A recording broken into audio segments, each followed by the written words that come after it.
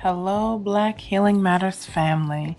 This is Danielle here with yet another episode of the Black Healing Matters podcast, where we offer you ideas to hopefully move you one step closer to your healing. And today, on this beautiful Thursday, as every Thursday, we have a very interesting, insightful interview for you with someone who is doing the right things. Yes, because it is Doing the Right Things Thursday.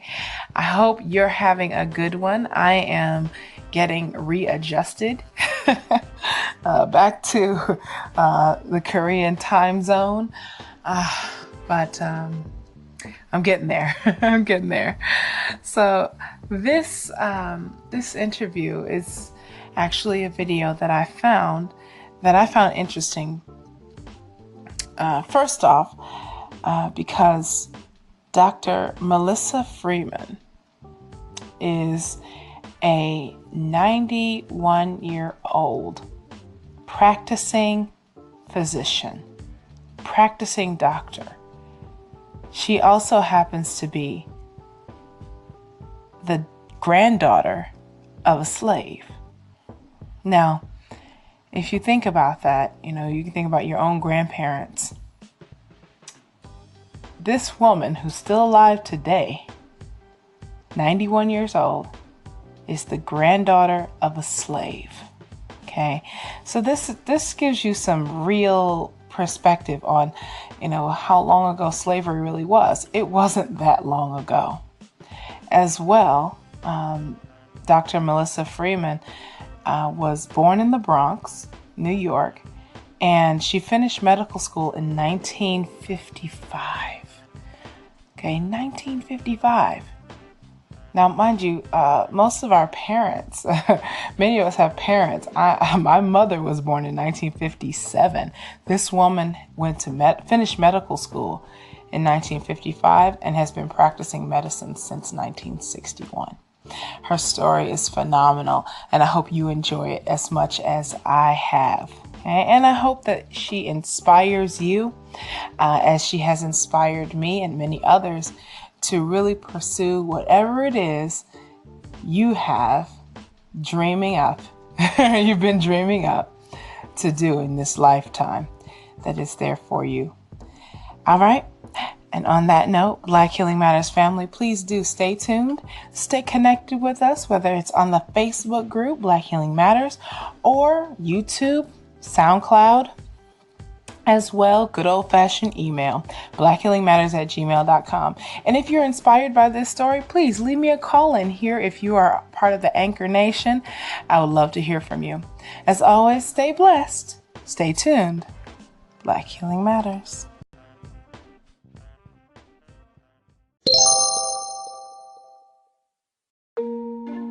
Your body is a temple.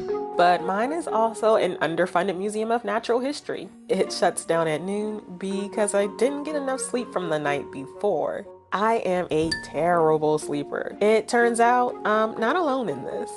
This is hard to hear, but no shocker, really. The Centers for Disease Control say insufficient sleep is a public health epidemic. More than a third of Americans aren't getting enough sleep. The recommended amount of sleep varies by age, with newborns needing the most and adults needing at least 7 hours. But while over 60% of Americans are getting enough restful sleep, there's a striking disparity when you look at race. Only a little over half of Black Americans reported getting 7 hours or more of sleep. Sleep is essential to health. Everyone has to do it. So why aren't Black Americans getting enough of it? What does a good night's sleep look like? A good night's sleep is spending at least 85% of the time sleeping in the bed. Like an actual bed. Not on the floor, not on the couch, not underneath someone's desk. Sorry, Sam. Falling asleep in 30 minutes or under, waking up only once per night. And if you do wake up, it's for less than 20 minutes. And don't forget the recommended 7 hours or more of sleep. Bad sleep is spending less than 74% of sleeping time in bed, taking more than an hour to fall asleep, waking up numerous times throughout the night, and if you do wake up, it's for 41 minutes or more during the night. getting too little or bad sleep can have negative effects. There's a suspicion that disparities in sleep are also contributing to disparities in other areas in health, like heart disease, diabetes, obesity, and maybe even early death. All these health risks and conditions disproportionately affect Black Americans, who are 5 times more likely to get short sleep.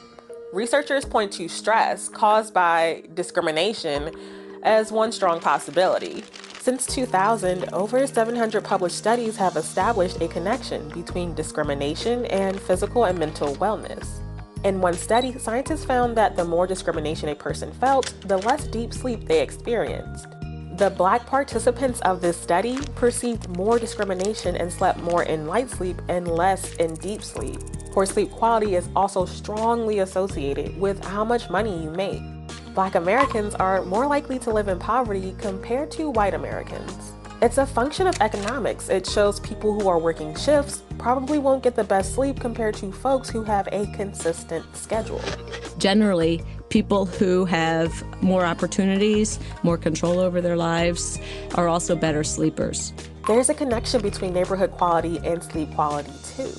Poor communities are faced with higher pollution, elevated noise levels, crime, greater population density, and sometimes limited access to air conditioning.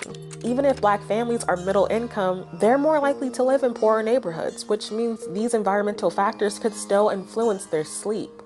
All of these things, the environment, the economy, stress, can compound on existing health conditions. A consistent finding is that when we see sleep disruptions, we also start seeing signs of insulin resistance, which is a precursor to diabetes. You start to see signs of increased appetite. You start to see signs that people aren't regulating their metabolism so well. Long-term stress can lead to chronic elevated cortisol levels, which suppress the immune system, increase blood pressure, contribute to obesity, and more. Obesity, which affects almost half of all Black adults in the US, contributes to other serious sleep conditions like sleep apnea, a disorder where breathing is interrupted during sleep.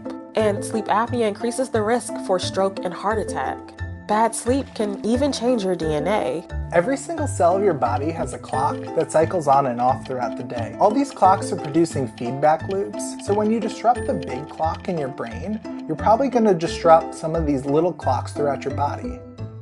Even modest sleep loss can trigger the immune system's inflammatory response to disease and injury.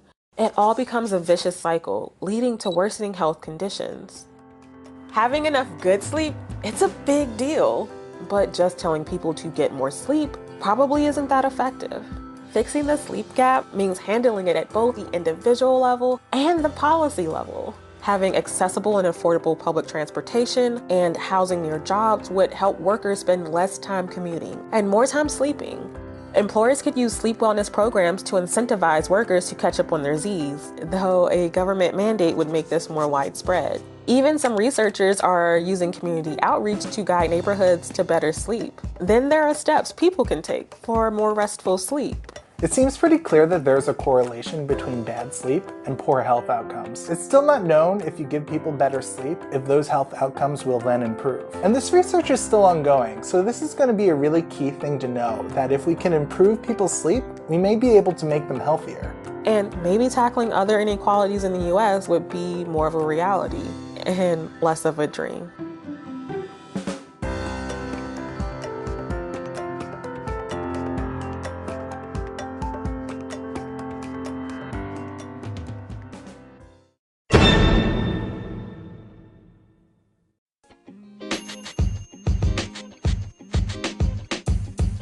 The podcast you just heard was recorded with Anchor. If you want to make your own, download the Android or iOS app completely free from anchor.fm/podcast. That's anchor.fm/podcast.